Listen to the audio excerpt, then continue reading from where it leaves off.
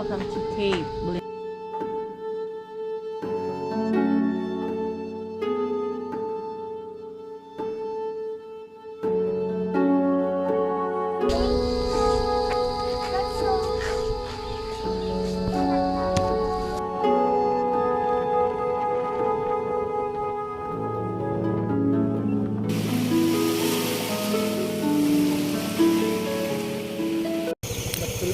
Ano, inantok ka pa rin? Tulog ka muna? Kung may gasan ba banda dun? Kasi syempre, dagat na dun. So papunta tayo ngayon ng Bulinaw. Maghanap tayo ng matutulugan.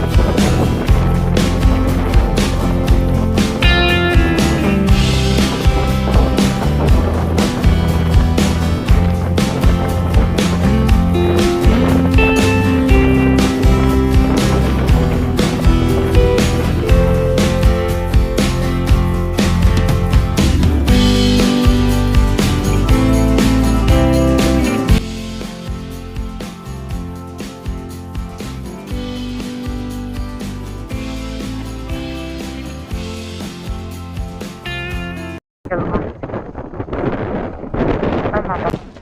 Ito sinasabi ko lang yun.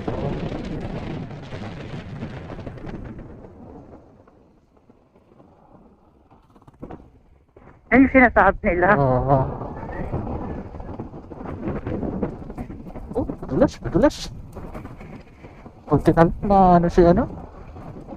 Andahan lang. O tayo tumambli. Naka-on ka? Yes.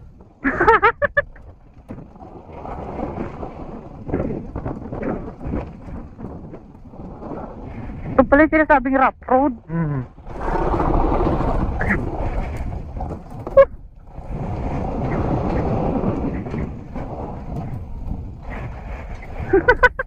Mahaba.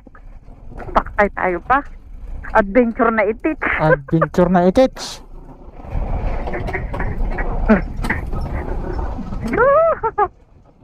Sabay sa kabila, oh. Maganda dito. Mas ano na siya dito eh. Ayun na yan. Mas tab-tab na eh. Ah? Oh my God. Oh my God.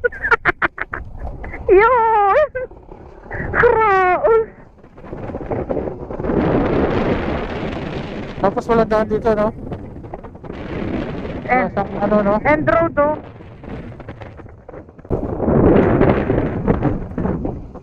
Meron. Kaya. Wow. Kaya. Kaya.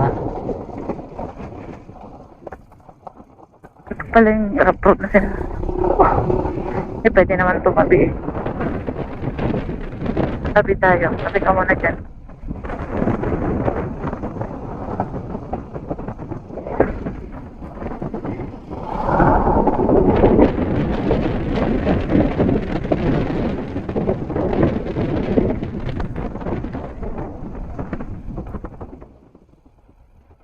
Ala. Ay daan yan, nakadaan na yung tricycle eh. Duman yung tricycle sa taas ng ano. Oh, diba?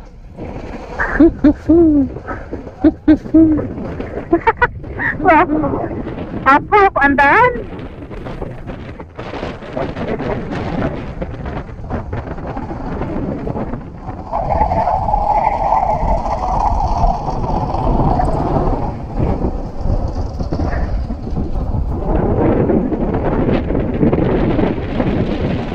Bilisan mo kuya.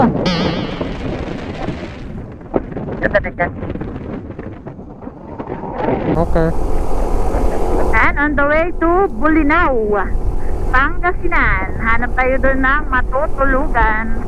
Time check tayo is 2:45 PM na po. Ayan, medyo naligaw kami ng mga 15 minutes. Ganun kalayo ang tinakbo namin pabalik.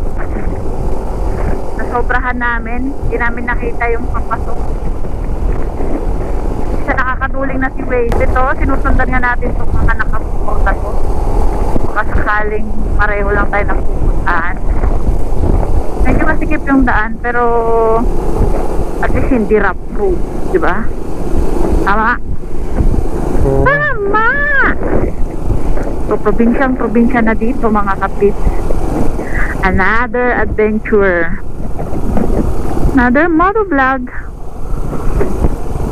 Yan, mga residente sila dito. Amoy probinsya.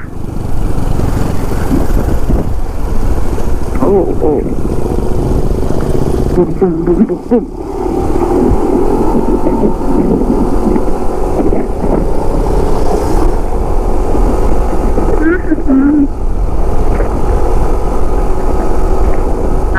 Amoy probinsya na.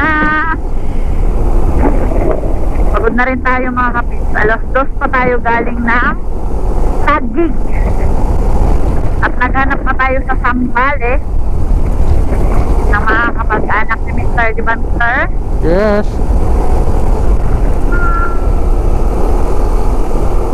Di man maganda yung balita na natanggap natin sa pinuntahan natin, pero at least nahanap natin yung mga ano, di ba? At least may communication na kayo, hindi na zero. Kahit malungkot, pero ganun talaga ang buhay. Talagang doon tayo papunta, nauna lang sila. Kahit hindi natin in-expect. Pero kanina, no? Sabi, ay doon ang bahay ni ganito, doon pa. Tapos yung huling tinanungan natin, ay wala na siya. Diba? Parang nakakaano minsan. Yung expected mo, buhay pa sila. Kanina parang expected ko buhay pa sila, no? Like ko eh. Expected mo rin? Oo. Expected ko naman, kung may nawala man, isa lang. Parang ganun yun nasa utak. Pero unexpected yung balita na pareho na silang wala. Tapos, kailan lang, hindi pa natin sinapuntan. Pero okay na rin kasi at least natuwa man lang yung pistan na napasyalan natin sila. Maramdaman man lang nila na bilang ano, mga pinsan, malayo, hinanap pa rin at nagparamdam tayo. Binisita, di ba? Kasi ganun talaga. Marami mga dito, tricycle. Na isang oras pa sa mga kapit. 6 minutes eh. Wala katang gas station dito. Oo. Ano siguro, pero ano, puti-puti. Ano siguro? Sa loob na, no? Masya ka pa kaya yan hanggang paglabas? Ang oras? Asya? Kasi para meron doon. Pero kung may gas, 2 gas tayo. bars pa to eh. Hindi, pero pag may gasan dyan, gasan mo na. Tama ba yung pinag? Ano siguro? Na may kapit yan. Tulungan na kasi to, mga kapit. Pero sana mamangka tayo doon sa natin. Actually, wala akong tawag dito idea doon sa punta natin. Pero naririnig ko kasi ang Bulinaw is magandang beach. Anong part nga to? Ako. ba yun? Barangay Dakot. Double check na lang natin sa papunta tayo ng Bulinaw. Wala na akong pang-search sa kali. Bigyan muna tayo dito sa gilid ng kalsada para kumain.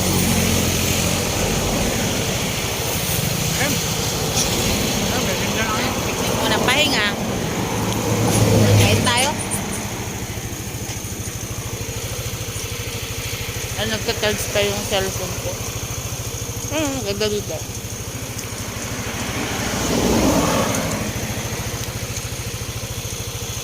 Ayan. Hindi kami dala. Doon na lang tayo kakain. Mamaya pagkarating natin yung pupuntahan. Ayan, kakain lang kami. Anong oras na pa? Pagtapos natin magmerienda, larga na naman tayo. Maghanap tayo ng transient. Magpahinga muna tayo. Bukas na tayo madaling araw. Uuwi ng Taguig. Ha?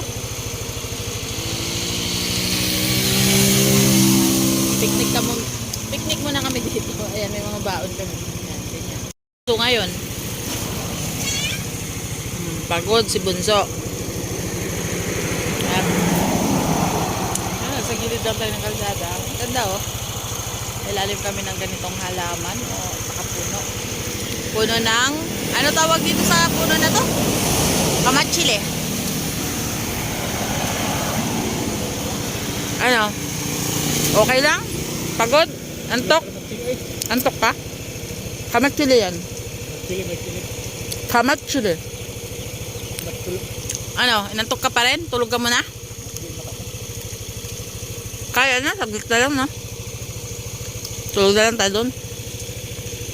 Wala, alas 2 pa kami gising eh. Diba? Ikaw lalo. Magahan na gising. Ayan. Tapusin lang namin yung pagkain. Tapos larga na naman tayo. Hanap tayo ng matutulugan. Kasi antok ng driver ko. Kahit ako na lalaglag sa mata ko, siya pa kaya. Na may hawak ng madibela. Di bali na ako yung antokin. Wag lang siya. Yari tayo. Ayan. Tapusin lang namin ang merienda. Merienda na to eh. Kasi probinsya to eh. Mahirap maghanap ng makainan. Hindi namin alam kung hanggang saan yung may mabibilhan o ano.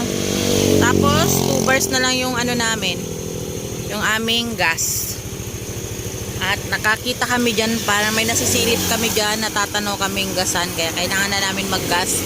Kasi hindi natin alam kung may gasan ba banda dun. Kasi syempre dagat na dun. So papunta tayo ngayon ng Bulinaw. Maghanap tayo ng matutulugan doon. At least malapit man lang sa dagat. Makapag-relax man lang tayo ng konti ngayong hapon bago tayo umuwi bukas ng mga alas 2 ng madaling araw pauwi ng Maynila. Kasi natapos naman natin yung ating sadya dito. So i-relax lang muna natin yung ating mga katawan namin, dalawa. Tapos ano pa nga ba balik tayo sa realidad, ang pagtitinda. Back to reality. Gas. Pangatlong gas natin ay 200, 2.94, 67.85. Let's go.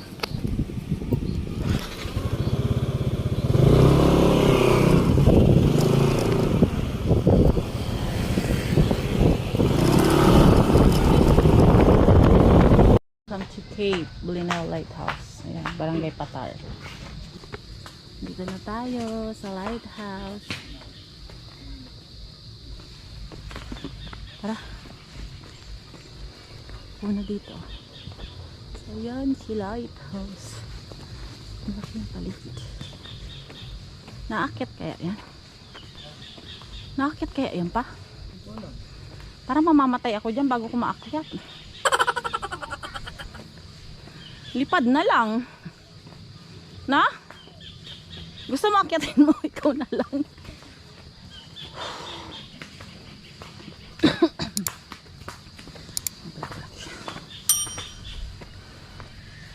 Welcome. Bulinaw Lighthouse. Odo.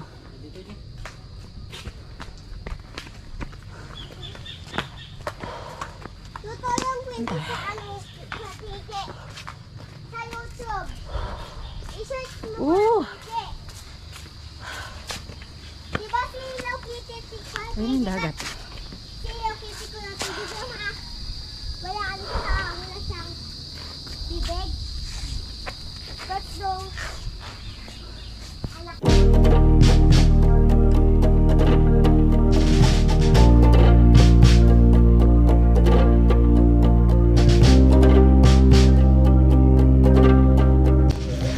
Ang Cape Bolinao Lighthouse ay isang makasaysayang parola ng Patar, Bolinao, Pangasinan. Ito ay ginawa noong 1905 ng American, British, and Filipino engineers. At nakatayo ito ng may 107 meters or 351 feet above sea level. Ito ang pangalawang pinakamataas na lighthouse ng Pilipinas. At ang pinakamataas nga nito ay ang Cape Boyador ng Burgos, Ilocos Norte. Somebody knows the specific poetic way we describe animals and groups out in the wild. In the wild.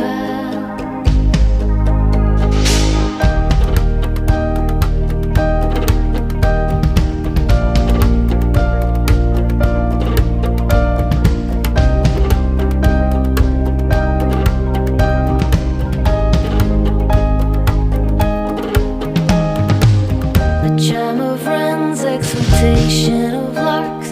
We wait for calling songbirds while it's still dark. In the dark. Inaakyat din ba yan? Specific Naaakyat? Depende po kapag may paalam po kayo.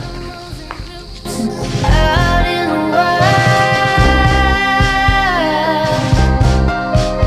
It's wild.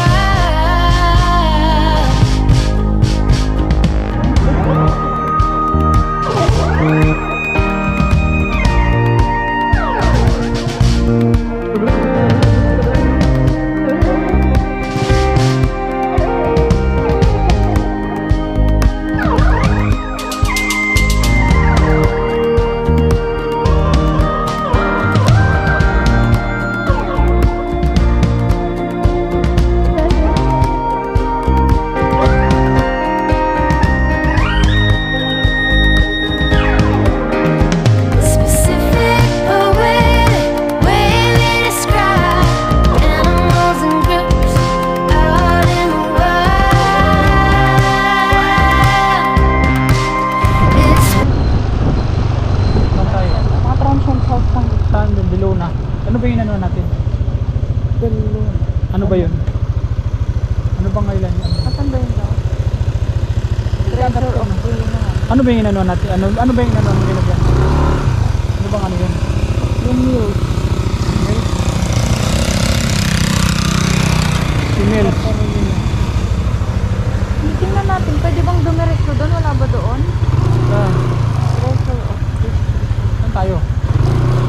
Dito? Bakit na yun? Bakit na yun dyan? Eh, di lang tayo dyan. Sige, mag-ano ka. May ano. Huwag mo naman doon below na. Sige. Hanap tayo ng ano. Napupuntahan. Beach resort. Ayun, baka may direksyon dyan. Tapos palubog na yung araw.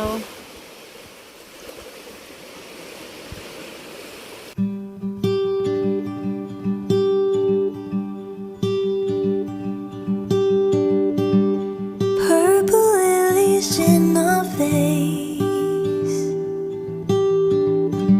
You always have the perfect way to say I love you, to say I'm here to say I'll always be around.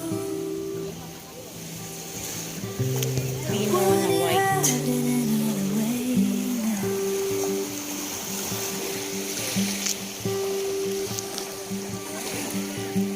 See the world you're carrying. siya. Let me share the heavy news. So, yung mga bato doon. We say I love you. Say Maraming seaweeds. say I'll pick you off the ground. Vitamin C. Have it any other way. Nandito tayo sa Patar, Bolinao. All my things are broken and all I have is you. I give you all my kisses and a hand to hold on to. You say I love you. Say Grabe ang buhangin guys. Oh. here to Ganda. say I'll always be around. Bolinao. Check this out. Check this out. Have it any other way.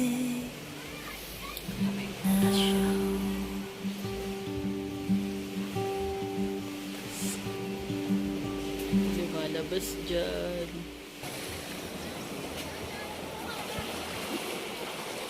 Hoy!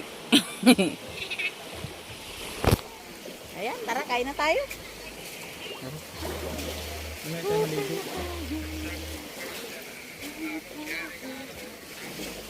Ay, maglalakad tayo, maghanap tayo ng makakainan.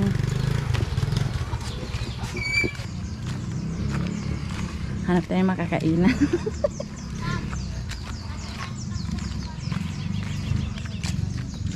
Hanap tayo ng makakainan. Saan kayo meron? Good luck. Bumili tayo ng isda. Tapos, ipapaluto namin dun sa ari na. Ano, dalawang itlog. Magkano po itlog maalat? 80. Dalawa po. Bala na si nanay. Bala na. Tapos lagyan natin ng kamatis para may ano. Tingin yan. Nasa na?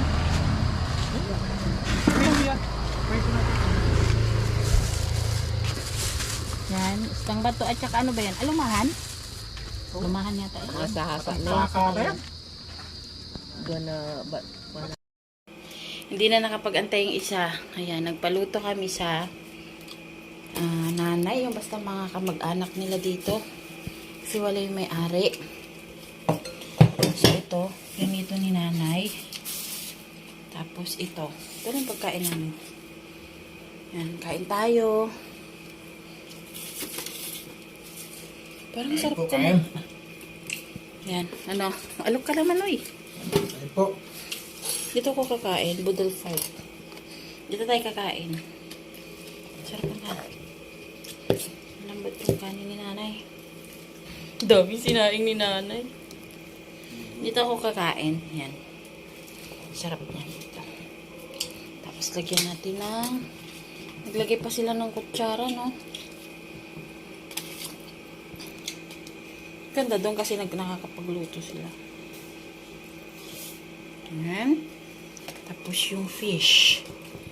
Fish. Yan, pagkain natin. Papa, wait. Solve na. Solve na yan. Yan.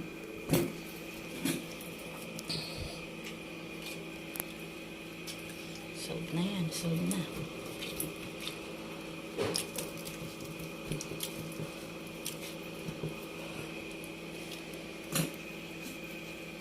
Yan, kain tayo.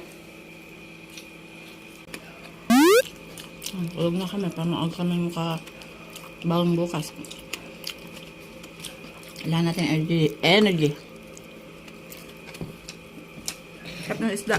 Isda ang bato at saka hasa-hasa. Ayan. Yap. Tulog na. Ginaba ang toyo.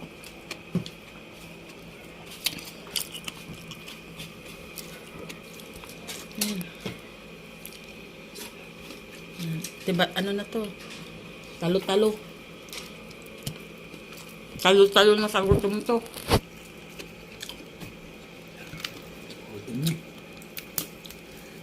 Sa mga maarte, sorry.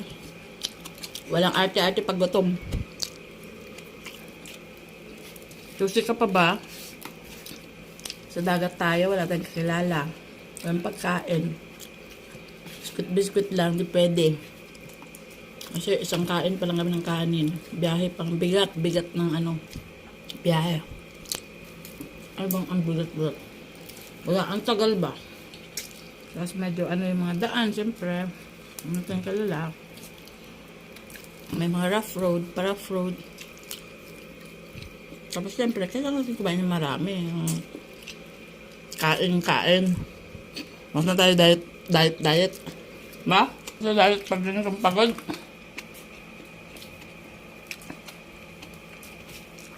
Sarap ng isda. No? Yan, dito tayo tumuloy mga kapips. Umaga na. Ngayon ko lang nakuhanan kasi kahapon pagod. Wala tayong battery.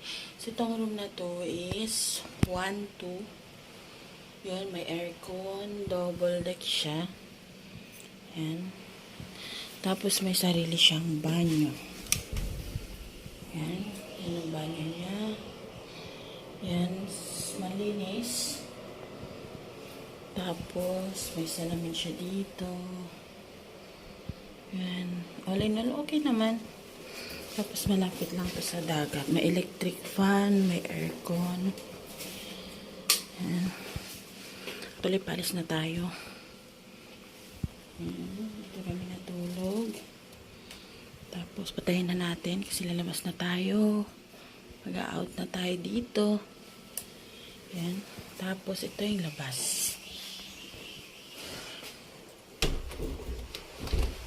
Ito yung labas niya.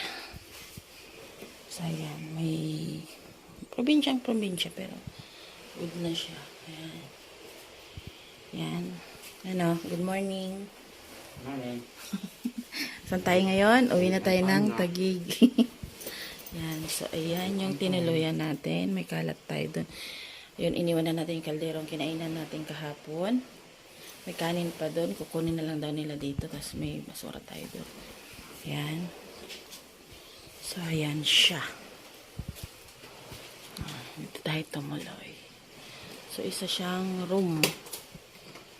Pero parang sa akin kung Maynila to. Bahay na to, no? Ayan. So, ayan. Naayos lang kami ni Mr. Tapos, uwi na tayo.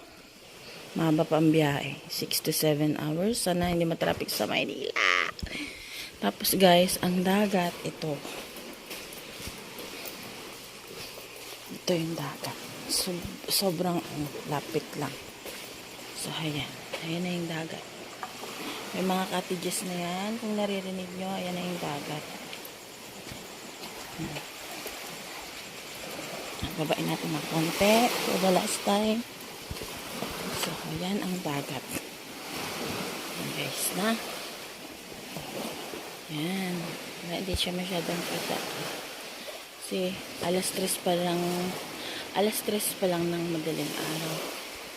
Ayan, white sand siya. Naligo kami kagabi. Di ko na nakuha ng kasi lobat na po tayo. Ayan. So, tara, let's na mga kapips. Biyahe na tayo para makauwi na. Pagdating natin ay bubukas pa tayo ng tindahan. So, ayan, mga katabi ng bahay.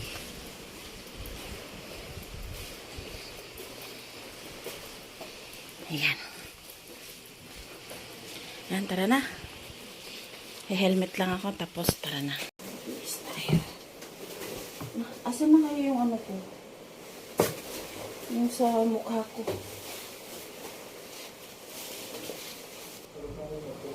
Mas malaki to eh.